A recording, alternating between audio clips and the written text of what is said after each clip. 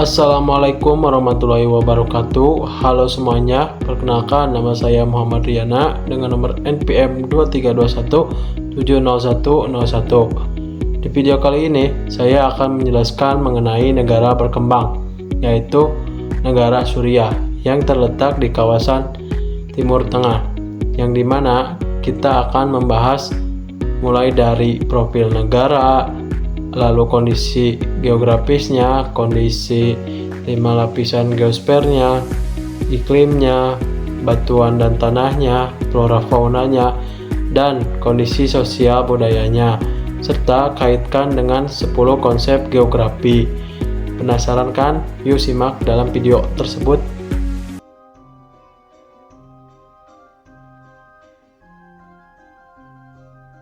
Suriah. Ini adalah negeri yang kaya akan sejarah, tempat peradaban bangkit dan runtuh selama ribuan tahun.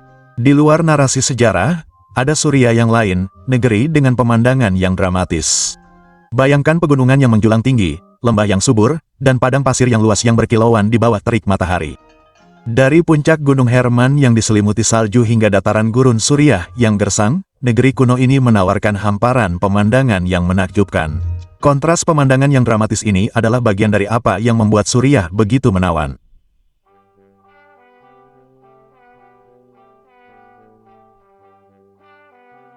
Lokasi geografis Suriah telah membentuk takdirnya.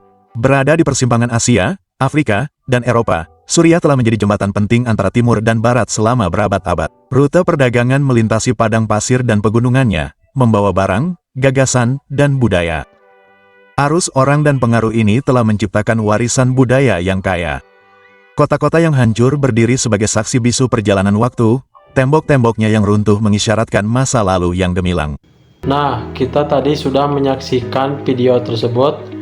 Sekarang kita mari bahas materi-materi yang tadi sudah disampaikan. Yang pertama, profil negara Suriah.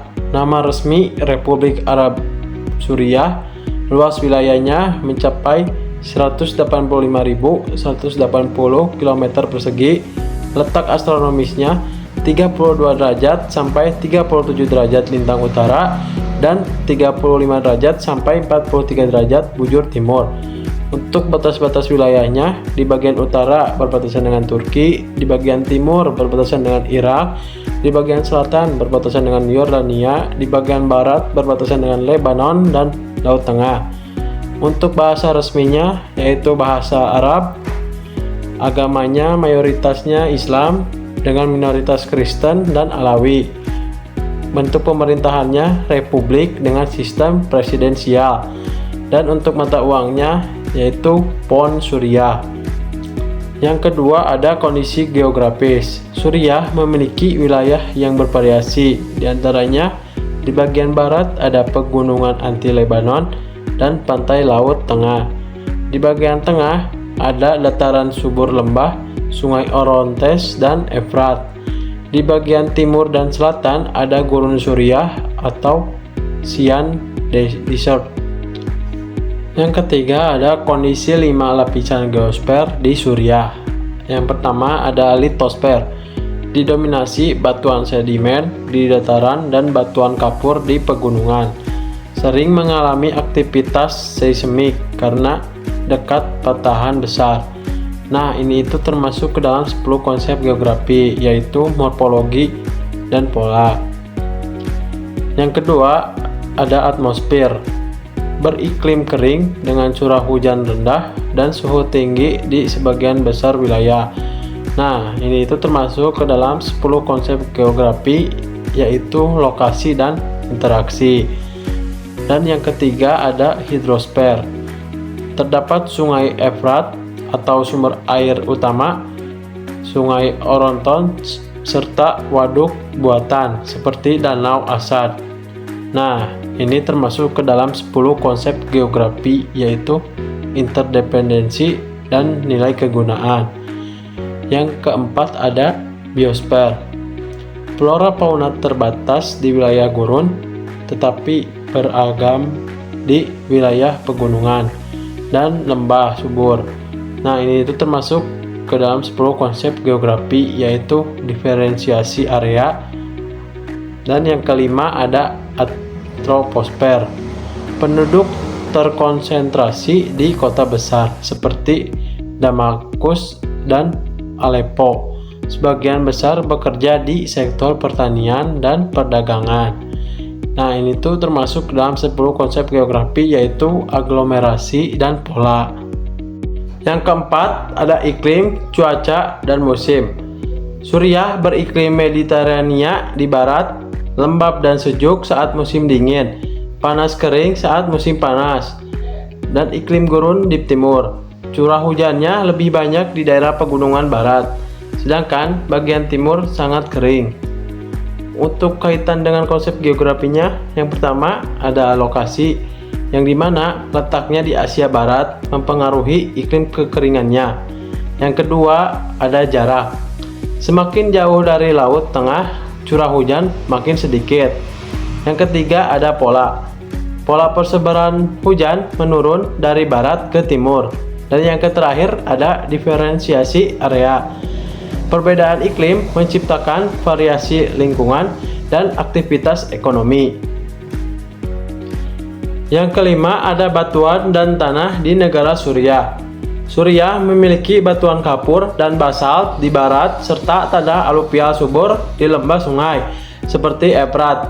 Di bagian gurun, tanahnya berpasir dan tandus. Untuk kaitan dengan konsep geografinya, yang pertama itu ada morfologi. Artinya, permukaan berupa pegunungan, dataran tinggi, dan lembah sungai. Yang kedua ada nilai kegunaan. Artinya, tanah subur di lembah sungai dimanfaatkan untuk pertanian gandum dan kapas. Dan yang terakhir ada keterkaitan ruang. Artinya, tanahnya subur mendorong munculnya permukiman padat di daerah sungai. Yang keenam ada kondisi hidrologi di negara Suriah. Sumber air utamanya yaitu berasal dari sungai Efrat, Orontes, dan Barada. Namun, wilayah timur dan tengah mengalami kekeringan parah akibat rendahnya curah hujan. Nah, untuk kaitan dengan konsep geografinya, yang pertama ada interaksi dan interdependensi, yang dimana sungai Efrat dimanfaatkan bersama dengan negara Turki dan Irak. Dan yang kedua ada keterjangkauan, artinya akses terhadap air menentukan lokasi permukiman dan pertanian.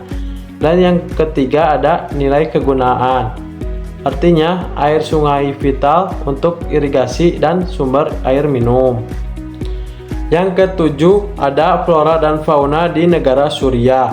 Floranya meliputi pohon zaitun, cemara, dan pinus di barat, serta semak gurun di timur. Untuk faunanya meliputi rusa, rubah gurun, dan burung elang.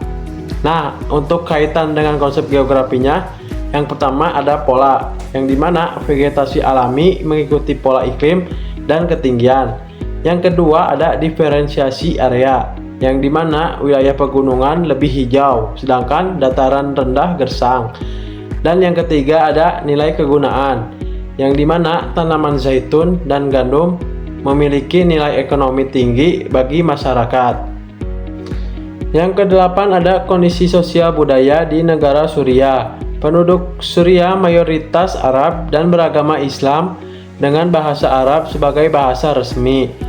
Budayanya dipengaruhi oleh sejarah panjang beradaban Romawi, Persia, dan Islam. Kota-kota besar seperti Damaskus dan Aleppo menjadi pusat kebudayaan dan perdagangan. Nah, untuk kaitan dengan konsep geografinya, yang pertama itu ada aglomerasi, yang dimana berkonsentrasi penduduk di kota besar karena peluang ekonominya lebih besar. Dan yang kedua ada interaksi dan interdependensi, yang dimana hubungan sosial dan ekonomi antar wilayah kuat melalui perdagangan. Dan yang ketiga ada keterjangkauan, yang dimana infrastruktur jalan dan transportasi memudahkan mobilitas antar kota. Mungkin itu saja yang bisa saya sampaikan. Mohon maaf apabila ada kekurangan dan kesalahan dalam membuat video ini. Mohon dimaafkan. Sesungguhnya manusia itu saling memaafkan. Terima kasih. Wassalamualaikum warahmatullahi wabarakatuh.